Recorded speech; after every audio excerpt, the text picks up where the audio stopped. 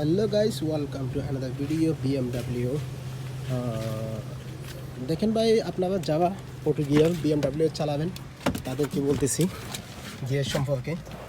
কখনো যদি এরকম গাড়ি দেখেন প্রথমে স্টার্ট দিতে হবে, ব্রেক চেপে দেবে, এটা ফাঁকিনে রাখতে হবে, ফাঁকিনে তারপরে এই সুইচটা চেপে ধরতে হবে ইজি সুপর।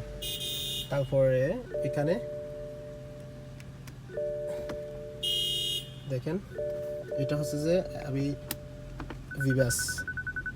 ভিবাস দিবেন, তারপর আস্তে আস্তে ব্যাগ চালাবেন, দেখবেন যে গায়ে পিছে যাবে। তারপরে এটা চেপে দেবে, যখন পিছে টানবেন তখন ডি চলবে, ডি বলতে আগে সামনে চলবে। তারপরে আবার যদি ফাঁকিনি দিতে মনে হয় আগে এন দিবেন, এন দেওয়ার পরে এটা ফিটা চেপে দেবেন,